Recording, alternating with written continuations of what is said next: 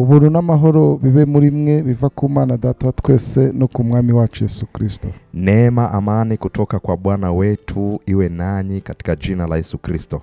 Ikaze mu kiganiro Healing Jesus Campaign. Karibu katika kipindi cha Healing Jesus Campaign. Omwumva ni Apostle Oponsa Imana kuva mu ishengero Holy City of God Temple, Kenya, Nairobi. Mnayemsikia ni mtume Leoponsa Bimana kutoka katika kanisa la Holy City of God Temple, Kenya, Nairobi. Mbere ko dutangira dufite ijambo ryo kwaturira hamwe. Kabla ya kuanza tuna neno la kukiri kwa pamoja. Kwatura amagambo agize indirimbo nshya.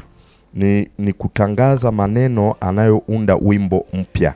Ni wewe ukwiriye kwenda igitabo no kumena ibimenyetso bigifatanije. Ni wewe unayestahili kuchukua kitabu hiki na kuvunja mihuri yake. Kuko watambwe ugacungurira Imana abo miryango yose no mu ndimi zose. Kwa kuwa ulitolewa ukakomboa watu wa Mungu wa kila kabila, kila taifa, no moko yose no mahanga yose ubacunguje amaraso yawe. Na nchi zote na lugha zote ukiwakomboa kwa damu yako. Ukabahindurira Imana yacu kuba abami n'abatambyi kandi bazima mu isi.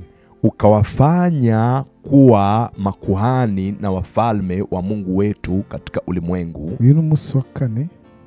Leo ni siku ya Alhamisi. Umunsi wo kubohoka. Ni siku ya kufunguliwa. So uyu munsi nategetswe kohereza ijambo rizana ubuzima aho uri. Leo nimeamriwa kuleta neno liletao uzima mahali ulipo. Ariko banza wumve.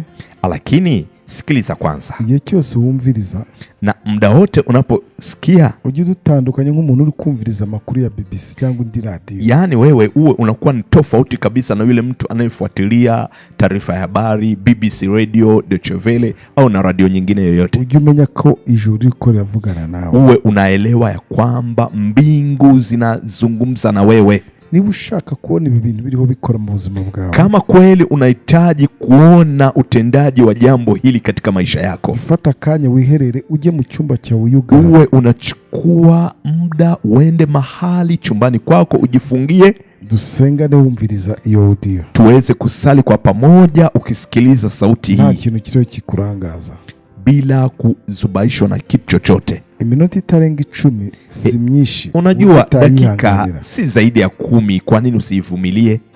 So nubikora utyo nibwo uzabona impinduka. Utakapofanya hivyo ndivyo utakapoona mabadiliko. Ezekiel 37:4-5. Tukisoma katika kitabu cha Ezekiel ni 37 mstari wa 4 na 5. Arongera arambwira ati hanura amagufwa maze uyabwira uti yemwe mwa magufwa yumwe nimwumve ijambo ry'Uwiteka. Akaniambia tena, toa unabii juu ya mifupa hii, uiambie enyi mifupa mikavu, lisikieni neno la Bwana. Uku niko Umwami Uwiteka abwira magufwa ngo dore ngiye kubashiramo umwuka ngo mubeho. Bwana Mungu aiambia mifupa hii maneno haya, tazama nitatia pumzi ndani yenu nanyi mtaishi. Dore ngiye kubashiramo umwuka ngo mubeho. Tazama nitatia pumzi ndani yenu nanyi mtaishi. Guhanurira amagufwa, kutabiri kwa mifupa, maze ukayabwira uti mwa magufwa yimwe nimwubeho, na ukayambia mifupa uishi. Mwa magufwa mwe nimwumve ijambo ry'Uwiteka. Mifupa lisikilizeni neno la Bwana.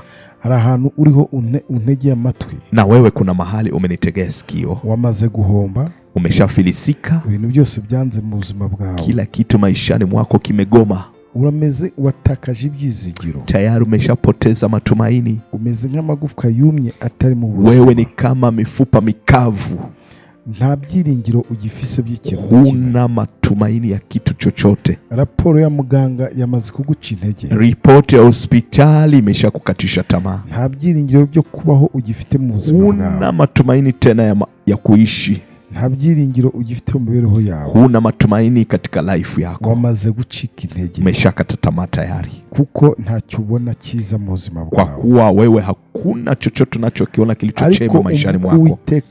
Lakini sikiliza Mwenyezi Mungu anavyonena na wewe. Dore agiye kugushyiramo umwuka ubone kubaho. Tazama anaendea kukupa pumzi uweze kuishi. Uyu mwuka gushyiramo ni umwuka w'ubuzima, na hii pumzi atakaye kutia ni pumzi ya uzima. Ndio mpamvu icyo dukora uyu munsi wa none, ndio maana tunachokifanya leo hii si gusengera ubuzima bwawe, si kuyaombea maisha yako, ahubwo no guhanurira ubuzima bali ni kutabiri kwa maisha yako. Turahanura ubuzima bwawe ngo baho. Twatabiri kwa maisha yako uishi. aho negeye amatwi yose muri aka kanya, Mahali popote unaponitegea sikio muda huu, baho mu izina rya Yesu. ishi kwa jina la Yesu. Baho mu izina rya Yesu. Ishi kwa jina la Yesu. Ndahanura business za kubaho mu izina rya Yesu. Ninatabiri kwa biashara yako kuishi kwa jina la Yesu. Izo business zazipfuye nizibeho. Ninatamka hizo biashara zilizokufa ziishi. Ibyo biashara bya bimaze gusambuka nibyongere bibeho. Biashara yako iliyosambaratika irudi kuishi. Ndavuga ngo ubuzima bwari bupfuye. Ninatamka uzima uliokufa. Raporo ufite muganga ikwereka ko ubuzima bwawe bupfuye. Ripoti ulionayo kutoka hospitali na kuonyesha kwamba maisha yako tayari. Ndavuze ngo baho mu izina nami ninatamka ishi kwa jina la Yesu. Baho mu izina rya Yesu. Ishi kwa jina la Yesu. Baho mu izina rya Yesu. Ishi kwa jina la Yesu. Ndavuga umwuka w'Imana ku buzima bwawe. Ninatamka roho wa Mungu kwa maisha yako. Ndavuga umwuka w'ubuzima muri business zawe. Ninatamka roho wa uhai kwa biashara yako. Ndavuga umwuka w'ubuzima mu kazi kawe. Ninatamka roho wa uzima kwa kazi yako. Byari bipfuye nibibeho mu izina rya Yesu. Hivyo vilivyokufa viishi kwa jina la Yesu. Habeho ubuzima mu izina rya Yesu. Kuwepo na uzima kwa jina la Yesu. Izo ngingo zazipfuye, hivyo viungo vilivyokufa zizemo umwuka w'ubuzima, vitiwe pumzi ya uzima mu izina rya kwa Yesu. jina la Yesu. Mu izina rya Kwa Yesu. jina la Yesu. Ibiganza byawe bitagishobora kugira icyo byakira.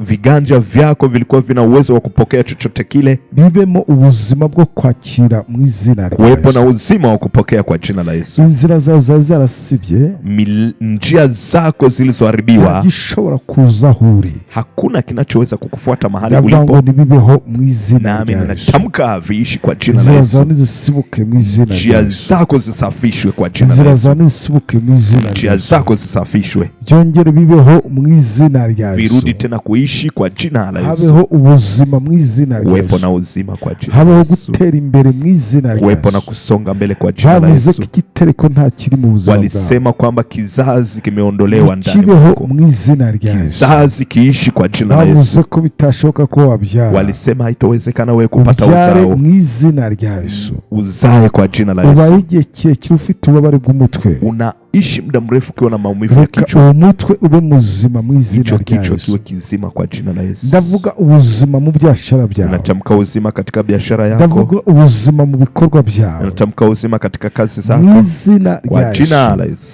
Ndahanura ubuzima. Natabiri uzima. Ndahanura gutera imbere. Natabiri kusonga Ndavuga mbele. gukomera. Natabiri kuwa Ndavuga hodari. kugira izina. Natabiri kuwa na Mu jina izina kwa rya jina Yesu. la Yesu. Ntihabeho umugisha. Kuwepo na Ntihabeho baraka. kumerwa neza. Kuwepo na kuwa Ntihabeho vizuri. gukomera. Kuwepo na Ntihabeho uhodari. gutera imbere. Kuwepo na kusonga Ntihabeho mbele. kugira ubuzima bwiza. Kuwepo na kuwa maisha Mu mazuri izina kwa jina rya la Yesu. Yesu. Nugura imiryango yawe. Nimefungua malango Nugura yako. imiryango yawe. Nimefungua milango Ururimi yako. rwose rwahagurukiye kukubura, Ulimi wote ulioinuka kukuhukumu urarutsinda mu izina rya Yesu. utaushinda kwa jina la Na Yesu. buri ntwaro yose yahagurukiye Na kukurwanya, silaha yote iliyoinuka kukupiga, iratsinzwe mu izina rya silaha Yesu. hiyo imeshindwa kwa jina Abari la Yesu. baguteye baciye mu nzira imwe, Waliokushambulia kwa kupitia njia moja baguhunze baciye mu nzira imwe. wanaenda kukukimbia kwa kutumia njia saba kwa jina la Ibyo Yesu. wari watakaje, Ulivyovipoteza, ibyo wari wahombye, ulivyofilisika, bigarutse inshuro ndwi, vimerudi mara saba. bigarutse inshuro ndwi Vimerudi mara saba mu izina kwa rya jina Yesu. la Yesu. Mpezagiye ubuzima bwawe, Nimeyabariki maisha yako. mpezagiye ubuzima bwawe, Nimeyabariki maisha yako. mpezagiye imibereho yawe. Nimebariki life Vuze yako. ubuzima kuri wowe, Nimetamka uzima vuze kwako. umunezero kuri wowe. Nimetamka furaha Mu kwako izina kwa rya jina Yesu. la Yesu. Habeho kugirwa neza, Kuwepo na habeho kuwa kubona vizuri, gukora kw'Imana kuwepo na kuonekana utendaji wa buzima bwawe mu kimungu izina kwa rya jina Yesu. la Yesu. ku buzima bwawe mu Kwa izina maisha rya Yesu. yako kwa jina la Yesu. Ndaguhezagiye, Ninakubariki. ndahezagiye ubuzima bwawe, Nabariki maisha yako. ndahezagiye imibereho yawe, Nabariki life yako. ndahezagiye aho ucururiza, Ninabariki eneo lako la ndahezagiye aho biashara. ukorera, Nabariki mu eneo izina lako la rya kazi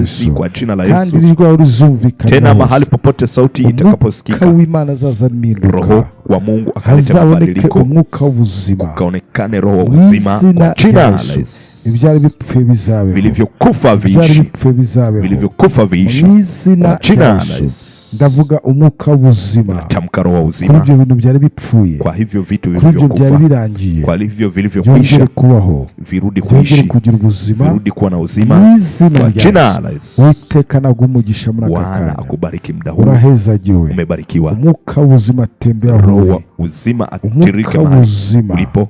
Roho wa utembea uzima huri, azunguke kandi mahali byari ulipo. ubupfu bibaye ubuzima, Vilivyokufa kufa viwe vizima mu izina kwa rya jina la Yesu, mu izina kwa rya jina la Yesu. Yesu. Uhawe umugisha Umepewa baraka kandi urahezagiwe tena umebarikiwa mu izina kwa rya jina la Yesu. Yesu. Aho warupfukamye, Mahali aho ulipopiga warudukurikiraniye, magoti, mahali ibyo byari biguteye unapotufuatilia, ubwoba, hivyo vilivyo mu kuogopesha, izina rya kwa Yesu jina la Yesu biraheze, vimekwisha, birarangiye. vimekwisha. Uhawe umugisha, Umepewa baraka, urahezagiwe. umebarikiwa. Haguruka, Simama. Uwiteka ahezagiwe ubuzima bwawe. Bwana amebariki maisha Rekeraho yako. kurira, Acha kulia, Uwiteka ujisha kwa amarira kuwa yawe. Bwana amefuta Kandi kilio ubonye chako. ukuboko k'Uwiteka Na ku buzima bwawe. umeona mkono wa Bwana kwa maisha Kwiza yako, k'Uwiteka na ni kurambura mkono ubuzima bwawe. mzuri kwa maisha yako, Mu izina kwa jina rya la Yesu. Yesu. Amen. Amen. Shalom, Imana iguheze. Shalom, Mungu akubariki. Tuzasubira kundi munsi wa kane. Tutarudi kuonana siku ya Alhamisi. Shalom, shalom. Shalom. Ibuka nimero ya telefone. Kumbuka ile namba ya simu Gutanya +254 plus 254 743 743 942 942 757. 757. Fata nanjye gusengera isengesho. Omba pamoja nami. Ni ukuri kugirwa neza n'imbabazi bizanyuma y'imisi yose nyiriho, nanjye nzamunzu w'iteka ryose. Amen. Hakika wema na fadhili zitanifuata siku zote za maisha yangu, nami nitakaa nyumbani mwa Bwana milele. Uwiteka umugisha kurinde. Bwana akubariki na kukulinda. Uwiteka kumurikishize amaso akugire neza. Bwana akuangazie nuru za uso wake na kufadhili. Uwiteka neza guha amahoro. Bwana akuinulie uso wake na kukupa amani kwa jina la Yesu. Amen. Shalom. Shalom.